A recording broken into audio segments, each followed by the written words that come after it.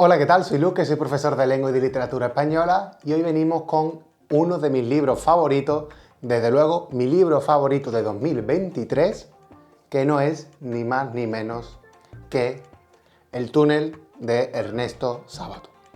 Bien, yo ya había escuchado hablar de este libro, si no recuerdo mal, me lo recomendó Camacho Delgado, mi profesor de narrativa hispanoamericana. Creo que sí, pero no estoy muy seguro. Sea como sea, este libro me fue recomendado en la carrera por algún profesor, no me extraña, porque es de lo mejor que yo he leído en toda mi vida y no puedo comprender cómo este libro no se lee antes. Es una completa locura. De verdad que es de lo mejor que yo he leído. Este libro podría ser perfectamente un 11 de 10. Para mí solo tiene un fallito y es porque yo soy bobísimo y me gusta ponerle problemas a todo. Pero es una bobería y es el momento del coche que lo voy a comentar un poquito más para adelante. Así que voy a hablaros un poco de este libro de aquí. Bien, es El túnel de Ernesto Sábato, una novela escrita en 1948. Ernesto Sábato es un argentino nacido en 1911. Él es físico y, si no me equivoco, también es pintor. Muy bien. Antes de leer lo que quiero leer, solo el inicio de la obra, he de decir que es una novela que empieza por el final. Y esto nos recuerda indudablemente, o más bien lo que voy a nombrar ahora nos recuerda indudablemente a esta obra, a Crónica de una muerte anunciada, que lo he escrito así porque no tenía muchas ganas de escribir, que se publica pues casi 40 años después. 30 y tantos años después, 33 años después, creo. Bien, voy a leer cómo empieza la obra. Empieza así. Bastará decir que soy Juan Pablo Castel, el pintor que mató a María Iribarne. Supongo que el proceso ya está en el recuerdo de todos y que no se necesitan mayores explicaciones sobre mi persona. Así empieza esta novela cortita de 126 páginas, que es una auténtica maravilla. Bien, voy a intentar no repetirme mucho con lo de que es una auténtica maravilla, pero de verdad lo es. Juan Pablo Castel es un pintor que se enamora de una persona que se queda mirando un cuadro en una exposición. Ese cuadro se llama Maternidad. Y hay una señorita más bien, María Iribarne, que se queda mirando ese cuadro. Y él, Juan Pablo Castel, ve como María es la única persona que se queda mirando una ventanita que aparece en ese cuadro. Y dice, por fin hay una persona que me ha comprendido. Y se enamora de ella. Intenta buscarla, al final se encuentran. Ocurren unos líos amorosos, una especie de triángulos amorosos que incluso podrían llegar a ser pentágonos amorosos. Es una auténtica locura las relaciones amorosas que hay ahí, pero sobre todo quiero comentar, como muy bien comenta Ana Paula Ferreira, la relación que se establece entre Juan Pablo Castel y María Iribarne parece que es una relación que trata el complejo de Edipo. No hay que olvidar que ese cuadro que mira María Iribarne y pintado por Castel se llama Maternidad. Y es una relación muy extraña donde Castel busca todo el rato la atención de Iribarne. Todo el rato. Si no le echa cuenta se pone triste, se empieza Uy, palabra complicada. Si no le echa cuenta, empieza a tomar estupefacientes, a beber mucho. En resumen, a tener una vida bohemia.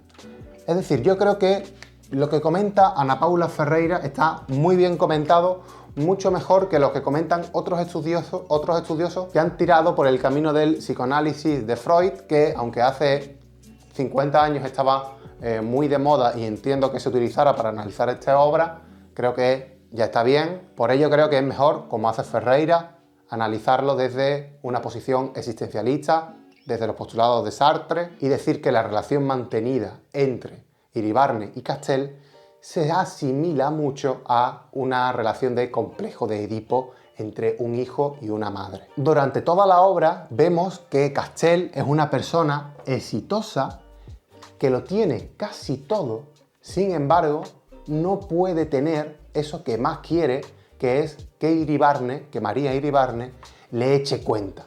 No puede y quiere estar con ella y ella es un poco esquiva, o quiere quedar y ella se ha ido a la montaña, y a él eso le pone de los nervios.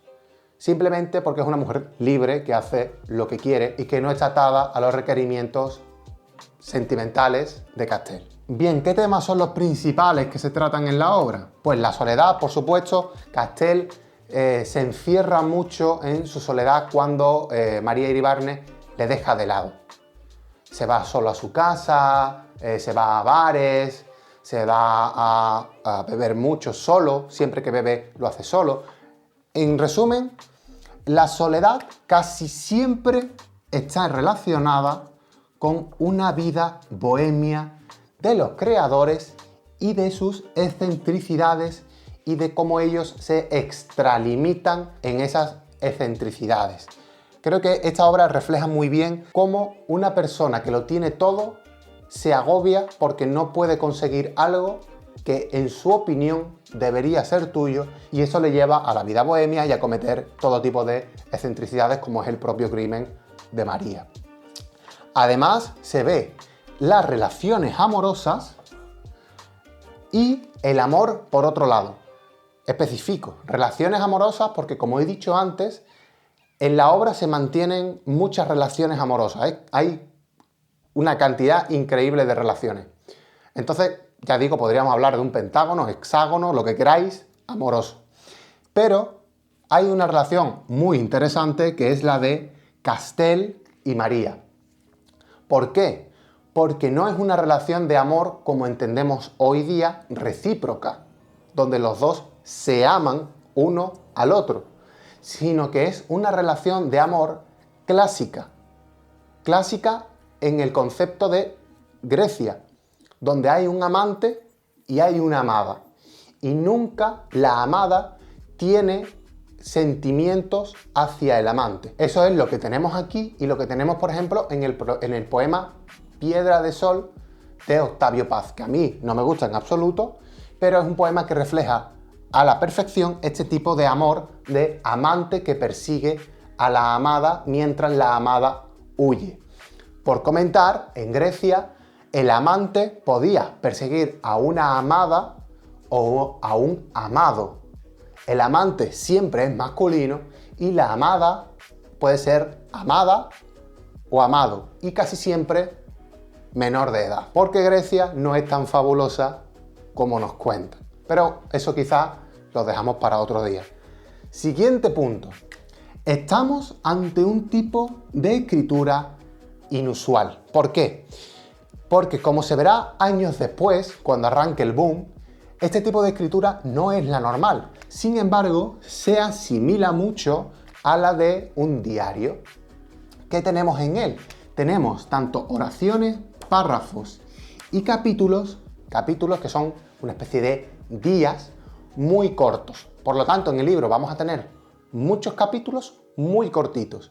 Eso es fabuloso porque podemos leer y parar, leer y parar. Y podemos parar muy prontito. ¿Leemos 3 capítulos? Perfecto. Paro un ratito, he leído 10 minutitos, suficiente. Paro. Descanso 5 minutitos y ahora leo otros 5 capítulos y he leído 15 minutos. Entonces está fabuloso. De verdad, a mí eso me encanta, que los capítulos sean cortos y no de 20 minutos. Porque es algo que me cansa un poco. Pero eso es cuestión de gusto. A mí particularmente me gusta mucho. ¿Qué es lo que yo veo más remarcable y una cuestión más artística de este estilo de escribir? Que si recordamos, Juan Pablo Castell es pintor. Y a mí me da la sensación de que estas oraciones cortitas, estas descripciones cinceladas, estos párrafos tan pequeños, son pequeñas pinceladas que Castell está dando a un cuadro.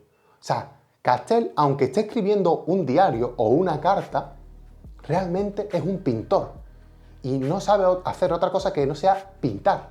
Y aunque esté escribiendo, lo está haciendo de la misma forma que él pinta, a pinceladas cortas, cortas, cortas. Y así es como él compone un cuadro, con pinceladas cortas. Esa es la sensación que a mí me da utilizando esas frases cortas y esos párrafos cortos. Además, es una narrativa muy distinta, como os iba diciendo, que se diferencia mucho de lo que será la narrativa del boom. Incluso se diferencia de obras que son precedentes de la narrativa del boom, como El Señor Presidente o Pedro Páramo. Esta narrativa del boom fue influida por la generación perdida americana, donde destacan, por ejemplo, Faulkner, Hemingway y Young Dos Pasos, que también utilizan grandes párrafos para describir. O sea, si yo tengo en mente capítulos de 100 años de soledad, capítulos no, párrafos de 100 años de soledad que creo que ocupan páginas. Es un estilo distinto al que utiliza aquí Ernesto Sábato y creo que esa forma de escribir hace muy fácil este tipo de lecturas, sobre todo para gente que esté empezando a leer y que no quiera agobiarse leyendo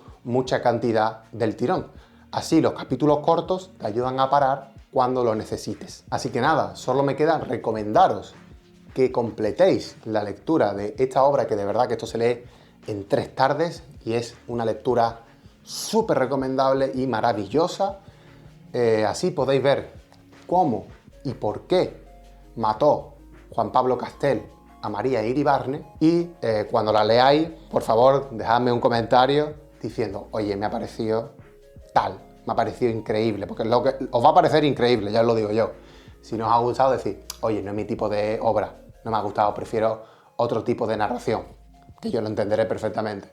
A mí me pareció de lo mejor que he leído nunca. O sea, está el Quijote, está el coronel no tiene que le escriba y está el túnel, para mí. Así que nada, hasta aquí este vídeo. Al igual que os recomiendo que leáis enterita la obra, os recuerdo que os podéis suscribir, comentar y darle a like, y que tenéis mi correo en la descripción por si queréis profundizar más, tanto en literatura como en lengua, como en sintaxis. Nos vemos la semana que viene. Chao.